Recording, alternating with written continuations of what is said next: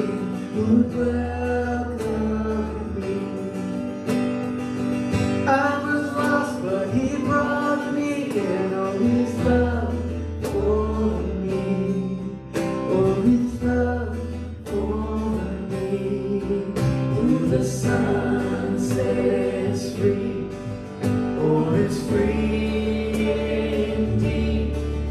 I'm a child of God. Yes, I am. Free at last, He has ransomed me. His grace runs deep. While I was a slave to sin, Jesus died for me. Yes, He died for me. Who the Son sets free. Oh, it's free indeed. I'm a child of God. Yes, I am. In my Father's house, there's a place for me. I'm a child of God. Yes, I am.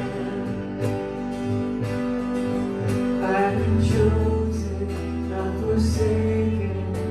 I am who You say I am. You are for me, not against me. I am who You say I am. I am chosen, not forsaken. I am who You say I am. You are for me, not against me. I am who You say I am. I am who You say I am. Who the Son sets free. Oh, it's free indeed. I'm a child of God. Yes, I am. In my Father's house, there's a place for me. I'm a child of God. Yes, I am. Oh, I am who You say I am. Yes, I am who You say I am.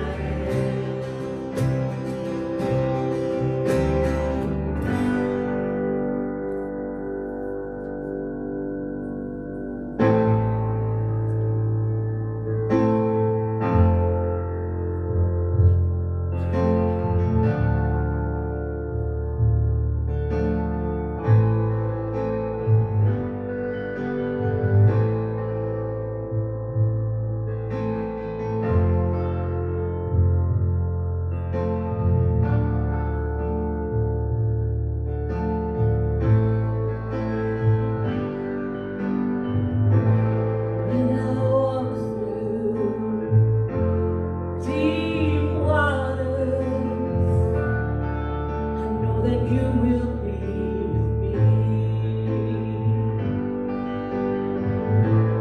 When I'm standing in the fire, I will not be overcome.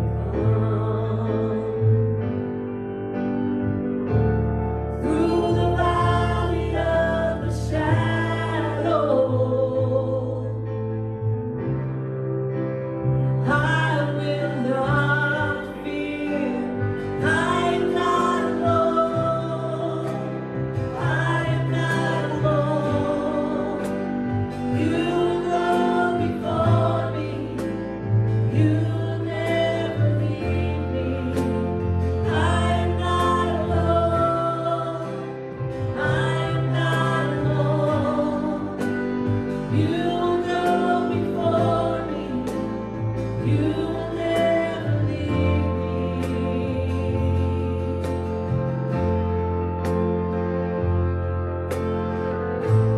In the midst of deep sorrow, I see Your light is breaking through. The dark of night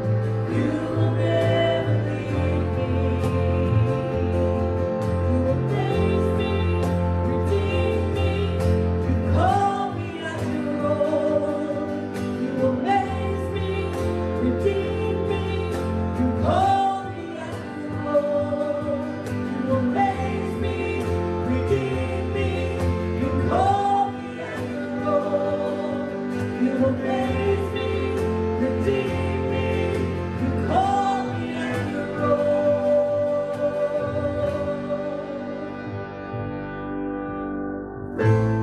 You're my strength, you're my defender, you're my refuge in the storm. Through these trials, you've always been faithful. You bring healing to my soul. I am not alone. I am not alone. You go before me. You will never leave me. I am not alone. I am not alone. You go before me. You will never leave me. I am not alone. I am not alone. You will go before me. You will never leave me.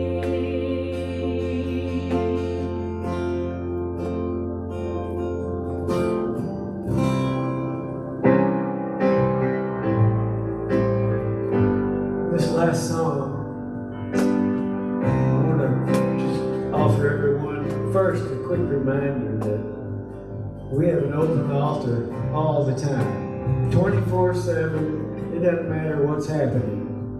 If you would like someone to pray with you, you're welcome to come up. If you just want to fall on your face before God, that's okay too.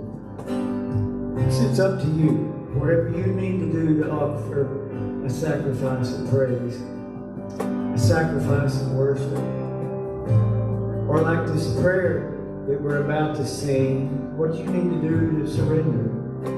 Sometimes it helps to put your body into it, to make it a physical act, not just something you think through in your head, but something that you actually do to show that, God, I mean this, I'm surrendering to you. I'm falling before you on my knees. Sometimes that's helpful.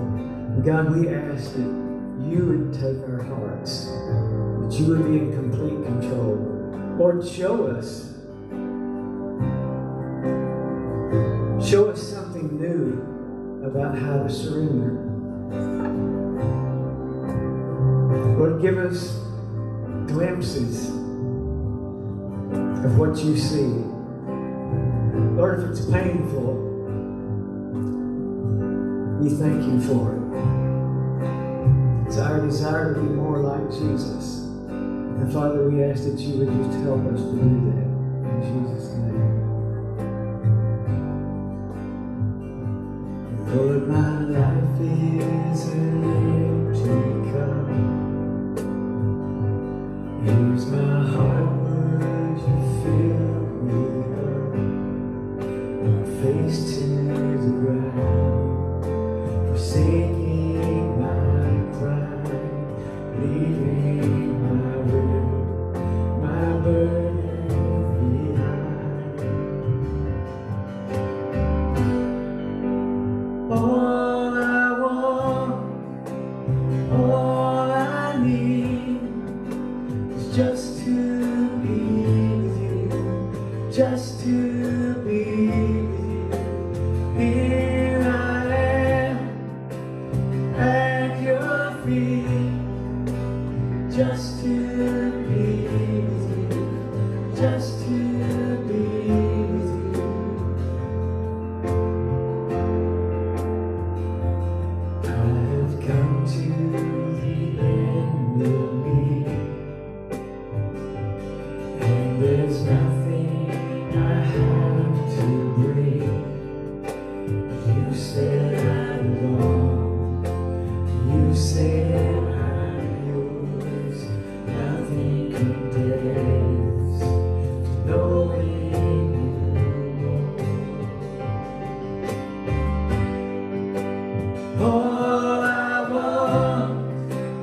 All I need is just to be with you, just to be with you.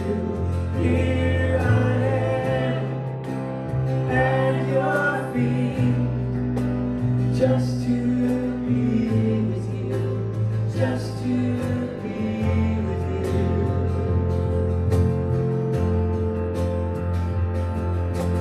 You made a way for me, oh Savior, I'm yours forevermore. You made a way for me, oh Savior, I'm yours forevermore. I'm yours forevermore.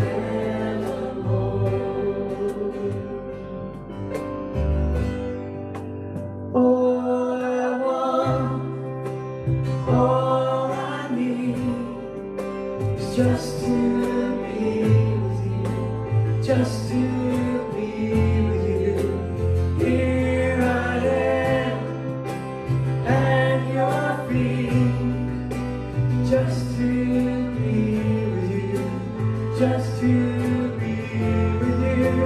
All I want, all I need is just to be with you, just to be with you. Here I am at your feet, just to be with you, just to be with you, just to be with you. You may be seated.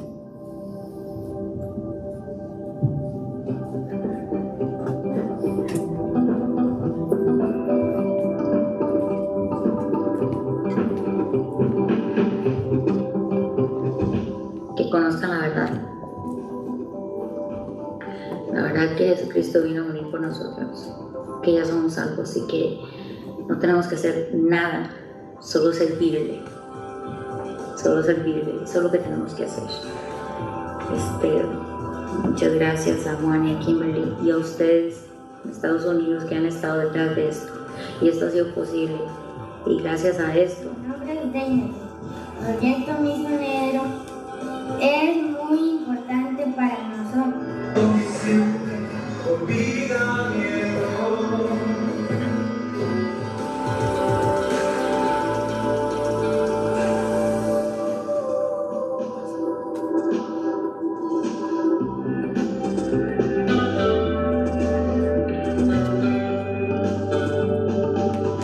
Quiero contarles sobre mi experiencia siendo miembro del proyecto misionero Hatillo, un regalo de vida que me ha dado Dios. Acá es donde he conocido de su inmenso amor. Hi everyone, my name is Laura. I am from Hatillo, Dominical. I am very grateful in Kimberly and Juan to begin this new missionary project, which helped me to get closer to God. I know this project will have many possibilities and big things from God. I hope all of you can be part of this amazing project. God bless you. See you later.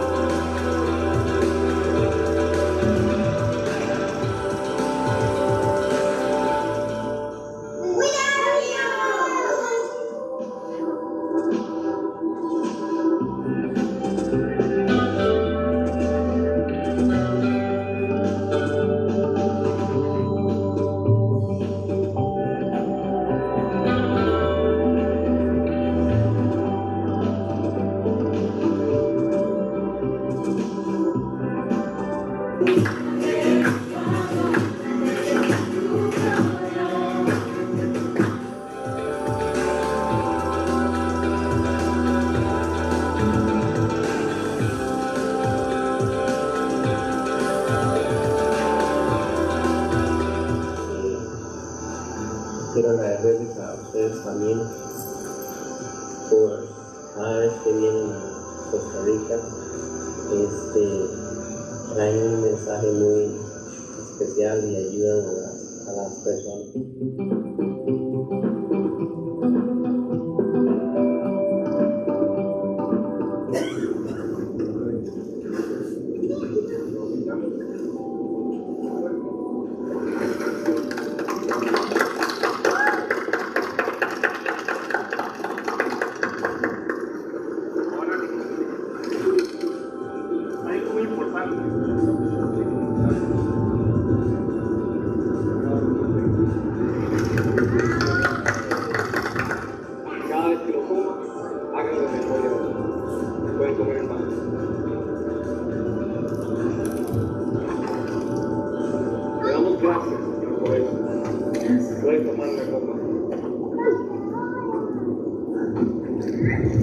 Hola, mi nombre es Tatiana, soy miembro del proyecto misionero Hatillo. Este pequeño video es para contar un poco lo que es mi experiencia de vida siendo miembro de la iglesia. Este proyecto es un proyecto que yo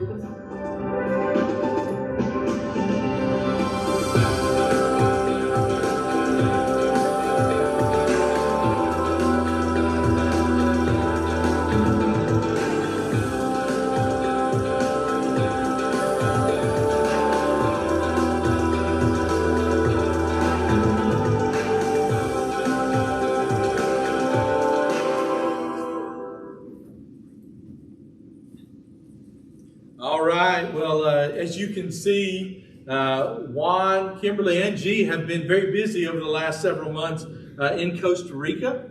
I wanted to share a scripture with you out of Isaiah 52, verse 7. It says, "How lovely on the mountains are the feet of him who bring good news, who announces peace and brings good news of happiness, who announces salvation and says to Zion, your God reigns."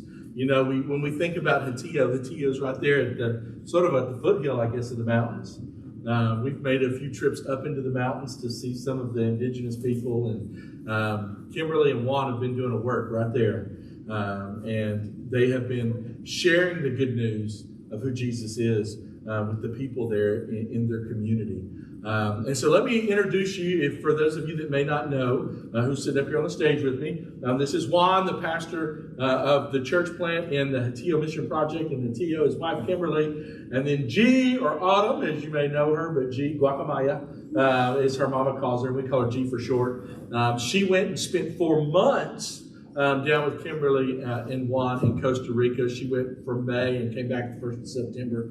And if you remember, if any of y'all remember us coming in and praying for G, she sort of had an emergency evac situation. We had to get G out of Costa Rica pretty quick. And a lot of you have had questions about that. You've asked, how is G and what's going on? And so the first thing that we wanted to start with this morning is sort of let G give you an update. And so she's going to explain exactly sort of what happened when she was evacuated from Costa Rica and what she experienced through that. So go ahead, G. So as he said, y'all were praying. I just wanted to first thank y'all for during this time when I was gone, whether you were praying for me, you checked in on me, or financially supported this mission. Thank you to all of you. Also, so what ended up happening was, so I led several classes, whether that was Bible studies, English classes in the community, or exercise classes, or one-on-ones with women. And I was coming back from one of those meetings. I honestly don't remember which one at this point. So like I was almost all the way home. It was like in the afternoon, not quite dark yet, but it was starting to get darker. And then this group of guys came and met me in the street and kind of got around me. And they were trying to give me a drink. And I was like, no, I don't want it. Thank you, though. Like, no, big deal. I'm going to get home before it gets dark. And they're like, no, drink this drink. And they just kind of stood there with me, like, waiting for me to drink, all of them looking at me and kept talking to me. And so I took a sip of it, and then they were like, no, drink it. And so I drank some, and then I felt like something go down, and I was kind of like, oh no. And then I didn't drink anymore. I just stood there holding it, and they were asking me questions. Where do you live? Where are you from? All of these random questions. And I ended up like sharing the gospel with them. But then I started kind of feeling weird, and I was like, okay, I need to get away, and I cannot drink this. But they stood there with me, and I kept trying to get away, and they're like, no. And they just stood there around me. And then this truck ended up coming, and it started, I think it had lumber or something in it, and it was doing something, but somehow it ended up distracting them. And then they and I dumped the drink, and then they turned back and were paying attention to me again, and they're like, oh, you drank it all, do you want some more? And no, I don't want any more. And then they, one of them came and like kissed me on the cheek, another one came and like popped the bottom of my bra strap. And then one of them like gave me a necklace, and I was like, no, I don't want it. And he was like, no, this is for you because I love you. And I was like, no, I don't want it, thank you though. And he ended up putting it on my head. And then I said, well, Jesus loves you, because he kept saying, I love you, you're so pretty, you're like a doll, all these things. And I just remember thinking like, oh, my head's getting dizzy, I need to go before it gets dark, and I'm here by myself. And about that time, the truck was doing something else, and they got distracted again, because I don't even know what it was doing, honestly. And so I ended up leaving, and as I was walking like home, I was like, well, I need to throw up to get whatever it was out. But then I was like, well, if I stop and throw up, maybe they'll catch up to me on the time. So I ended up getting home, and they weren't home. So I threw up, and then I sat at the table, and I was kind of like, well, I don't really know what to do, like at this point. And so like I was drinking water and eating rice and beans when I came home. I don't know, because I was like, well, what do you do with like alcohol or something? I was like, I guess you drink stuff and water and feed. I don't know. I was kind of like just trying to be like at peace and just sit there and like not panic, because I was like, I know I need to tell them what happened, so I need to be calm. So they ended up coming. I ended up telling them, and then they told me like recently, like a week or 2 weeks before that. In that community, there was like in San Jose, which is like a larger city, like 4 hours away, all of like these gang members and all that stuff had been moving to the area, and they were killing. They had like these little convenience stores, and they were killing the women who worked in there, like robbing it and killing the women.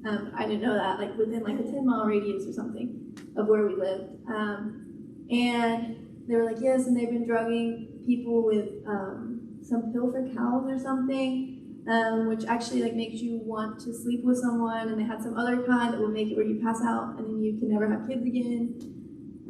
All these kinds of, and they put in your drink. But of course, like I didn't know that, but so then he proceeded then to stalk me, and he like went to all the houses in the neighborhood saying all these things, and then Kimberly got all these messages, like her phone was blew up about it, and then he came to our house, but I wasn't there. Then he was on the road screaming, and they ended up hiding me in this room.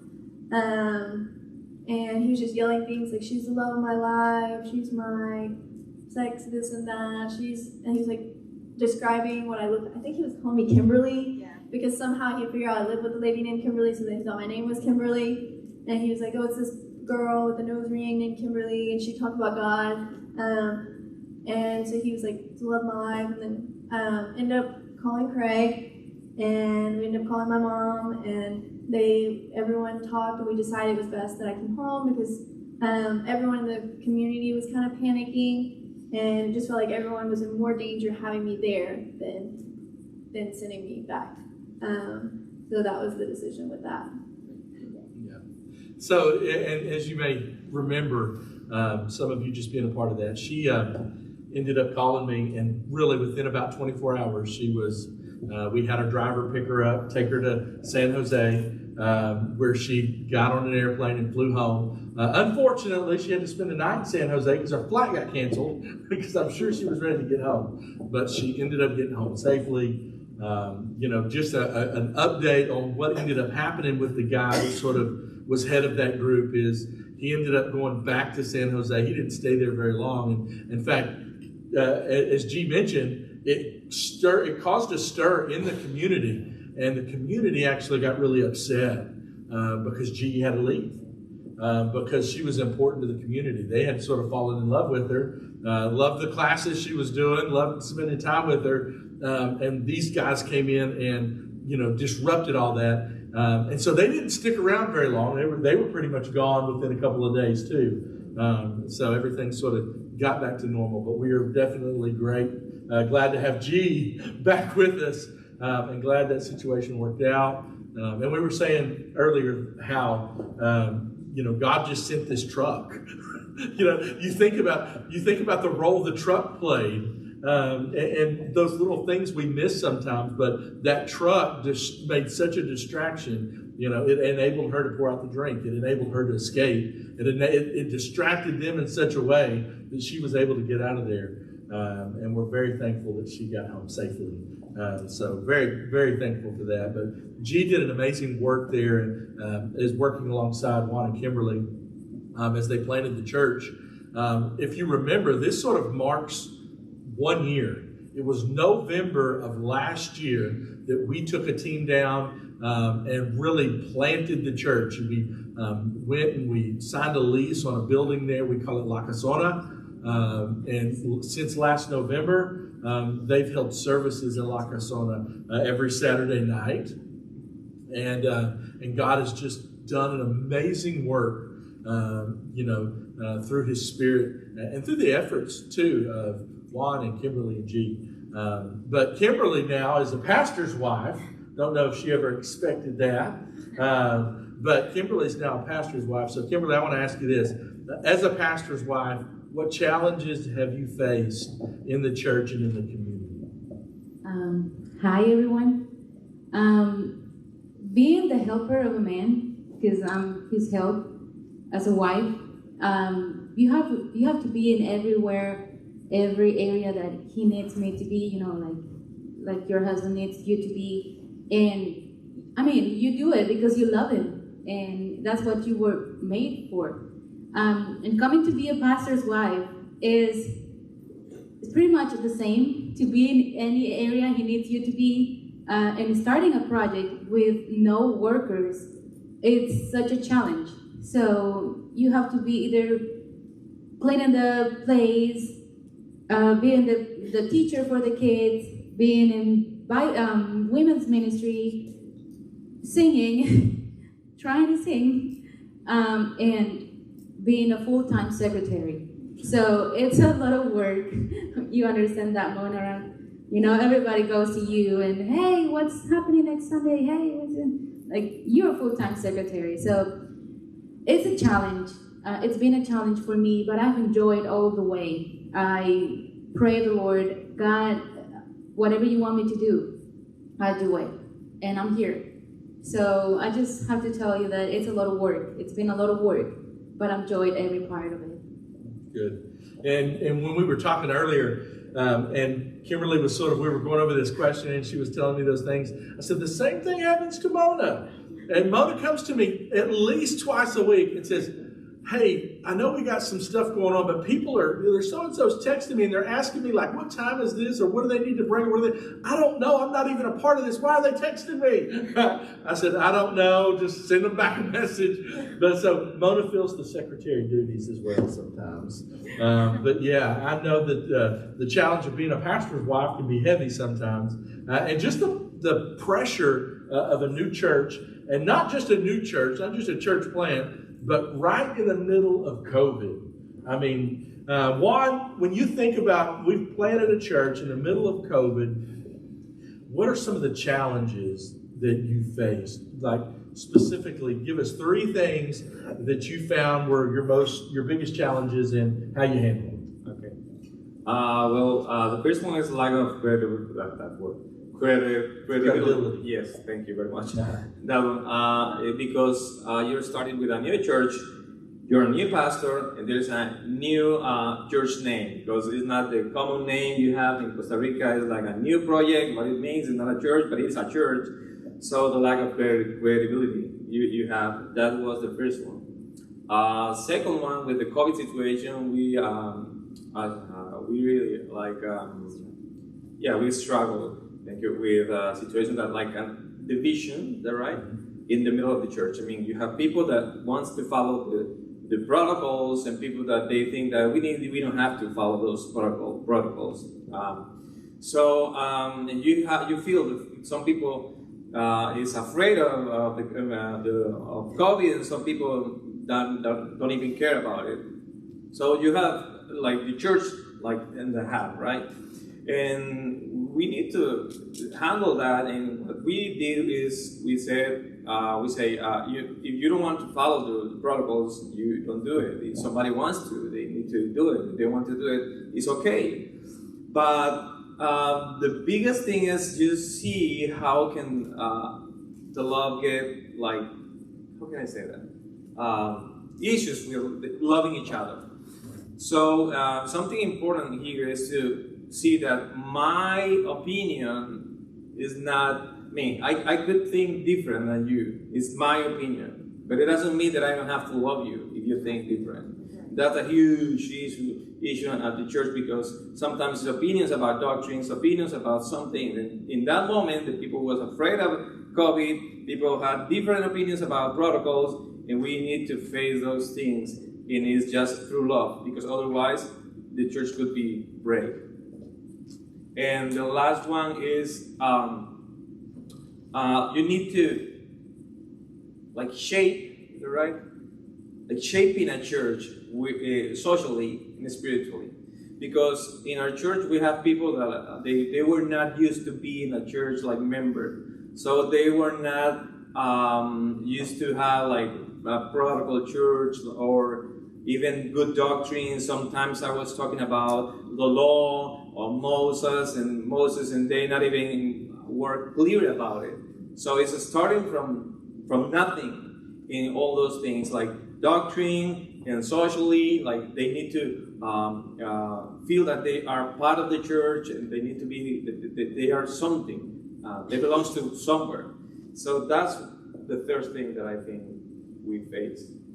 Challenge. One of the things that we take for granted sometimes, and I mean, our churches, especially here in Texas, usually when people come to our church, they usually are coming from another church. I would say 80% of the time, people come to church not as new believers seeking Christ, but as believers that are leaving another church. So we get these people, and they've already have experienced church life. They know what it's like to be in the church. In fact, they've probably even served in a church before. So when somebody new comes, oh yeah, well, I've been a Sunday school director. I've been over the nursery, and I've led VBSs. And in Costa Rica, and specifically in Hatillo, with the people that Juan and Kimberly are trying to disciple, these are new believers that are unchurched. They don't know what church looks like. They've never been to VBS, much less led a VBS. They've never been a part of a Sunday school class, much less led a Sunday school class. And so shaping them and discipling them is very important, which was key to why we had G go down there and why G needed to go. And, you know, G was just sort of an infusion of, hey, I've been in church, I see how things operate, and I want to help you. And so G went down there for those few months. And so G, when you were down there, when you think of the spiritual condition of the local people, what's the greatest thing they're missing? So the greatest thing they're missing is they're very works-based. You have to do certain things or you won't get salvation. And so they don't really understand the concept of grace. And actually even us preaching about grace was like, that's false doctrine. That's not true. You have to earn your salvation. And so that was something that they couldn't understand because they had grown up since they were little learning, being taught by their parents or whoever that you had to earn it, that it wasn't grace. And so I think that was the biggest thing that, like, spiritually they were facing. Juan, whenever you think to the spiritual condition, not just of the community, but of Latin America in general, what do you see as a great need? Well, as she said, the grace is a huge need. We need a clear and true gospel in Latin America. We need churches, small churches, I would say, in places where no one wants to have a church. No one cares about no one cares to have a church in places where you can have maybe 5 people or just 2 or 3 families. It's just big churches in specific places. So we need, I guess, that in Costa Rica, in Latin America, I would say, is because we don't have the same facilities, like cars, or we don't have access to cars or vehicles like that. So there are places and mountains, and you can see people using it. If they are lucky, they have horses. Some of them don't have anything, so they need to walk. And there are houses like here in Texas, very like separate, but they need to have a church in the mountains, and they don't have anything. And nobody cares because nobody wants to spend money building a church, and they won't receive, what's this? No, I'm talking about nobody cares about plant a church in those places because the money, you know what I'm saying? There are only few people. Exactly, because few people. So it's a need, I guess. A clear gospel and teachers well prepared, and churches, in small churches in different places. That's the one thing we've seen in Hatillo. Those of you that have been, in that community, it's a small community. I call it, when I talk to people, I say it's like the Ben Wheeler of Costa Rica. That's sort of what it reminds me of. You got a lot of blue collar workers that probably go out and work in some of the plantation fields. They go out and they work in tourism. They don't make a lot of money. They come back home to their small houses, and a lot of times the way they travel is either by foot or by motorcycle, or bicycle. Bicycle, that's right. And so when you have a family of 4, 5, 6, it's not easy to jump on the bicycle and go to church. And we've been in La Casona now for a year. Many of you remember seeing pictures of La Casona. We talked about the stories of sleeping in the bat-infested house because all of the bats that were inside of it, and rats that were inside of it when we got there. And that's where they worship. But the main problem with La Casona is it's probably, I guess, maybe 2 miles, maybe 1.5 miles. But it's off the main highway, not inside the town. And so really, when you look at the families that are represented in the Hatillo Mission Project in the church there, if there might be 8 or 10 families, only 1 or 2 of them even have access to a vehicle, to a car.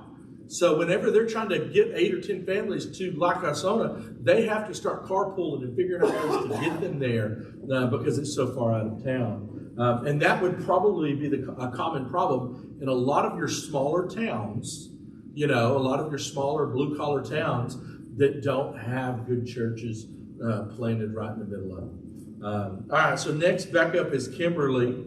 And so Kimberly, in the last year, when you look at the church, what has been the greatest thing God has taught you through starting a church?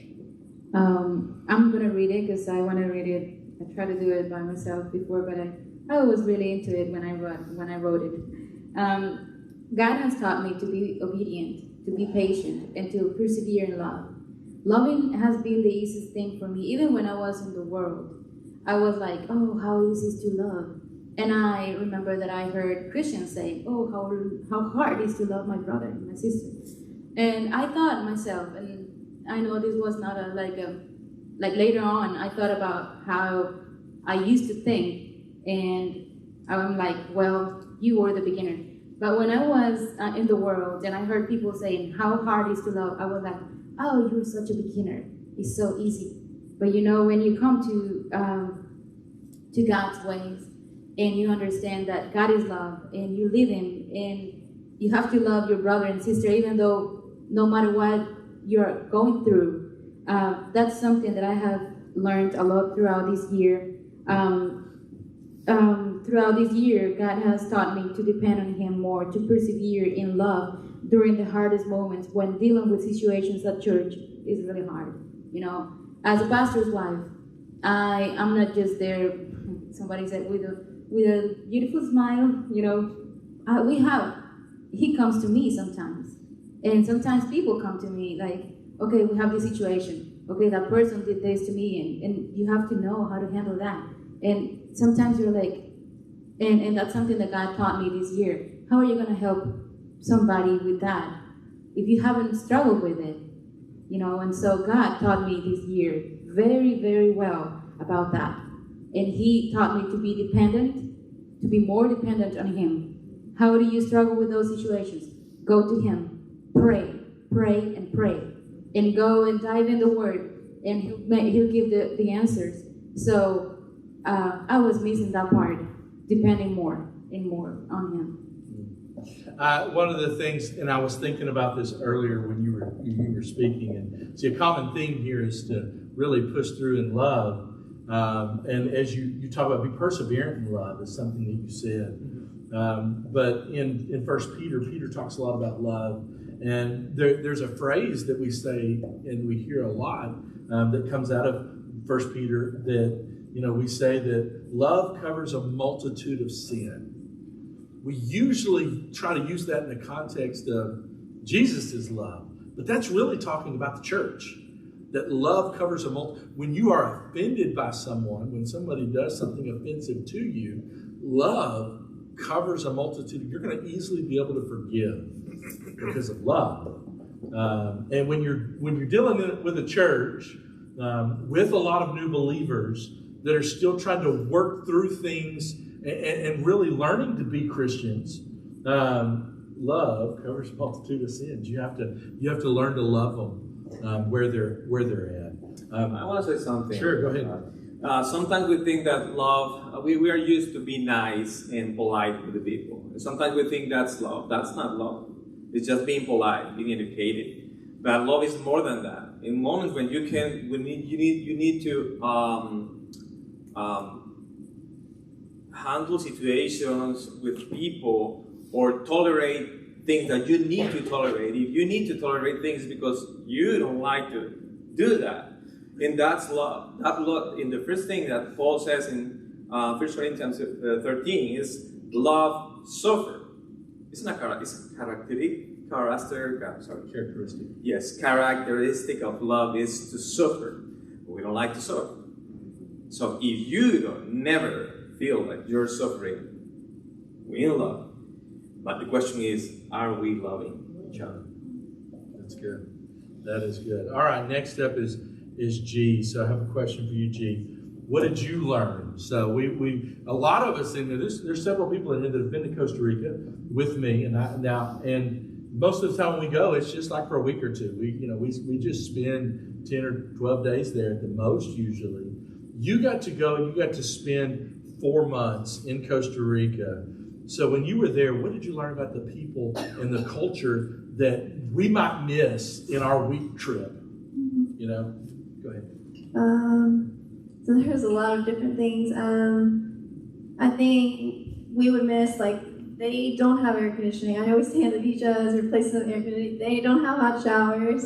If it rains really hard, their toilet might stop working. You have to stick your hand in there and get the poop out. Like, that's part of it. Or, like, you might go to someone's house and they might feed you turtle eggs, or they might feed you iguana or crocodile, or the pig face and the organs that no one eats, and grind them up and fry them for you. Or they might give you a glass of water and it has dirt and algae and little pieces of plastic in it because it's from the mountain or the river. But they just live very differently, and I think we often take that for granted here. We don't even realize, or like, they don't have cars. So you walk everywhere, or you ride a motorcycle, or you take the bus. That's different too than our culture, because we want to go to Starbucks or wherever, we get in our car and we go. I think, but also like kind of going back to the food, like might not be the things we think or want to eat, but they are very hospitable there. That's one of they like welcome you in, and if that's the only water they have, and they'll give it to you. If they have an arepa, which is something Tijuana is really good at making, they'll give it to you, like whatever they have. They're so willing to share and be hospitable and welcome you in. That's really cool. Also, I think rape is a very big thing in their culture. I remember the first day I was there before Craig and them left, I was scared for them to leave because they had told me like 95% of people have been raped there, mostly as children, but 95% of people in Costa Rica have been raped. I don't know whether that's an exact number or just estimating. Yes.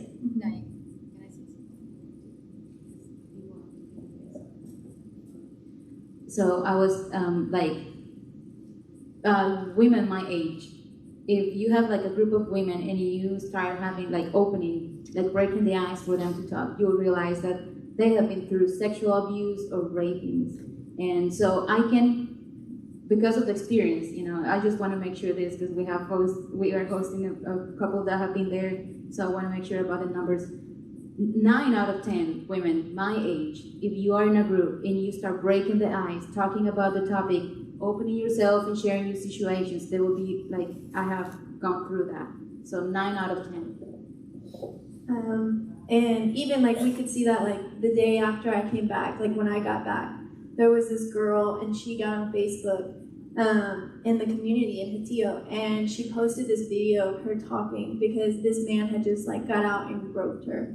And that was like the reality of Costa Rica. You don't see that 1 week, or you don't actually get to see like the impact or how the women like build those relationships and see how that's hurt them or affected them. So that's like a big thing. And even just with the children, that's very common, very, very common in the children. That's something you have to watch for or be aware of. So also I think marriage is a thing. They don't get married. They often live together and don't ever get married. They call each other like esposos or like husband and wife, but they're not actually ever get married. And that was actually something that was really cool. We got to see several people got married. And even the fact that I got sent home early, we got to pay for almost 2 complete of those marriages with that money instead of just the one that we were planning. So God was even working in that. So that was super cool. Also, time. Sorry guys. Big one is the time period. So we're used to like if youth meets every Wednesday at 6:30, we know we have to be at youth at 6:30, right? Well there, you have to remind them like 20 times, and like that's not even exaggerated, and that was something like Tia Kim would have to be like, gee, you can't be frustrated, but I'm like, oh, but they already know, like, I don't have to keep telling them.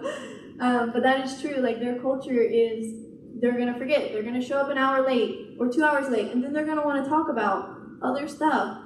Not related to what we're reading over, and that's just the culture, and having that and learning to embrace that was something that I struggled with, honestly, because I'm used to like, this is what we're doing, this is where we're going, but that actually is a huge part of their culture. And also like, if you explain something to someone, like you have to explain it like in detail, like really explain it, and then you have to like keep explaining it over and over, and that's just part of how the culture is and how you talk to people. And that was also something Tia Kim would be like, do you have to?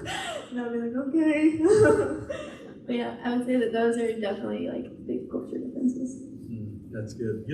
One of the things now, when I'm over there and we're taking trips and I take a group over, I always talk about Tico time because it's like I'm always waiting. Where are they at? But I'll tell you, when Juan and Kimberly come to Texas, they're not on Tico time. I don't know whose time they're actually on. They show up like 45 minutes early. I'm like, I told you to be here, Juan, at 8:30, and it's 7:45 in the morning. So they have a new time. They have a new Texas time when they get here. They're never late. They're always early. Juan, let me ask you this. I wanted you to share with me 3 of your proudest moments of the past year as a pastor with the church. Okay, what's that? seeing people that never thought that they could get married, being married. Is one of the greatest things that we have seen, changing of culture in that moment. The second is we've been receiving messages from wives that they say that they thought that they were losing their families because they were living a sinful life, and now they share pictures and messages telling us that their husbands reading the Bible and learning.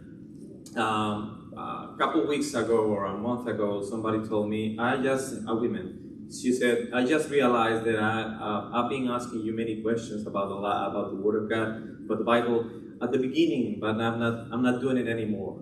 And I said, well, yeah, that's great, but why you're not asking anymore? She said, because now I can ask to my husband. So that's awesome. That's the second thing, and the last one is these people that never were working in a church. They keep the church working during the time that we have been here. So that's awesome. I mean, I'm very proud of them because they did a great work. Yes, sí, ellos están viendo. Entonces, muchas gracias, chicos, por mantener la iglesia en pie. Yes, and that's the third one, the last one. Okay. And I think we take that, I know I take that for granted. I mean, I can run off. Last week, I ran off to the Endeavor Church with Juan and Kimberly, and we got to go and present the mission in Costa Rica to that church. And, you know, it's great that, you know, I don't have to worry about what's going on here. You know, I don't ever have to worry about the music because Scott's got it down. I mean, I don't have to worry about it. Last week, Peter stepped in and did a great job filling in the pulpit. And, you know, having people like that around us, sometimes, you know, I take that for granted too. And so I know that over the last year, you've had to develop people to be able to step up, and you should be proud that that they're stepping up and they're serving, because that's what we're supposed to do. Kimberly, what would you like to see happen in your community and in your people in the next year? Okay, I'd love to see a revival, and I know many of you, if not all of you, are praying about that, a revival. And I know that God has already started a work in there. And I'd love to see Jesus' followers raising and praising in spirit and truth and sharing the message. That message, that love that changed their lives and gave them hope. That's good. That sort of goes back to that song that we talked about at the very first. You know, how can I keep from singing? When you've experienced that love and that truth and the grace that has changed our life, and you've become born again, you should be able to sing about that everywhere you go. With anybody that you come into contact with, they need to know who Jesus is. And revival is something that isn't just needed in your country and in your people, but revival is needed right here. In fact, Juan and I got to go to a pastor's meeting just a week or so ago, and we were sitting in a room full of probably 30 pastors, and the whole focus was on the fact of seeing revival in our churches here in East Texas.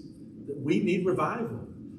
We just need a fresh spirit to move through our churches, that we reach our communities for Christ, and that the church will get on fire for who Jesus is and what He's done. And so revival is something that we all need. All right, Juan. So last question for you is, as you look to the future of the Hatillo Mission Project, what exactly do you see? What is your vision, and what do you see? Okay, I see a base of operations to spread the gospel. I see an awakening. I see a new generation of teachers and pastors. And I see churches where nobody wanted to plant one. That's what I see. For Latin America. Yeah, that's good. That is good. I mean, so just so you know, I mean, obviously Juan and I have had a lot of time to spend together over the last 2 weeks. We've spent a lot of time with other pastors as we've been trying to find other partners for the Hatillo Mission Project. And one of the things that we talked about was the fact that this church, a year ago when we went over into Costa Rica and we found La Casona and we cleaned out the bats and the rats and, it became a church. It's not a project anymore. It's a church. And I was like, you need a name for this church. It doesn't need to be a project anymore. It needs to be a church. And so we began to bounce names off each other, and I had some of my favorites, but they didn't like my favorites, and they had some of their favorites. But really, what we sort of settled on, and what we really liked was Rio de Gracia, Rio de Gracia, which is River of Grace, because grace is what that community and what those people, they need to experience. They need to know the grace that God is offering them through faith in Jesus Christ. They just don't understand it. And so as we're looking forward to the future, Juan, we start talking and he gets so passionate. And he's not just about this church in Hatillo. He's not just about Rio de Gracia. Or Gracia, whatever it is, Juan. But he sees things bigger, and he's like, we could go to Gracia. Is that it? The town of Gracia. He goes, we need to go there. They need a church there. And when I look, and I think we even talked about Perez. Yeah, I can't say it that fast, Juan. Yes, that place. A church is needed there, and even in Panama and Nicaragua, and he's looking around and he's just seeing the vacancy of the gospel, that the need that is there, and gets excited about it. And so when we think about the Hatillo Mission Project, this is just the beginning. But for that church in Hatillo, what they need is they need a foundation. They need their own place. And so as we've been going around talking with other churches and other pastors, we've started to set goals. One of the goals that we set is they need a piece of land. And so we are looking and searching for a piece of land. We believe we can find one for about $25,000 that we would be able to construct a building on that they would call their church. And so our goal right now, through First Baptist Edom, through other avenues and other ministries, is we want to raise $25,000 before the end of the year so that we can buy a piece of property and in 2022 begin to build a structure. And we were talking about this, and $25,000, it sounds like a lot of money, especially in 2 months. But normally we would take a trip in December or January. We'd take a big trip. The last trip we took, there was 20 of us that went. The cost of that trip was somewhere between $25,000 and $30,000 for 20 of us to go to Costa Rica. And so this next Christmas and New Year, we're going to focus on not a trip that we go on, but we're going to focus on trying to raise the funds for that land. And then we're going to focus after that in 2022 on a building and raising the money so that maybe by March we can go up there and break ground and really start to build something that they can utilize and have a church building for the church to meet at in that community. And so that is our goal. And I'm excited for what God is doing in Costa Rica. I hope that you're just as excited as I am. So what I would like you to do right now is please just give Juan and Kimberly and G, give them a round of applause for the work that they've done in Costa Rica. Y'all can go ahead and be seated. I just want to say thank you so much for being here today.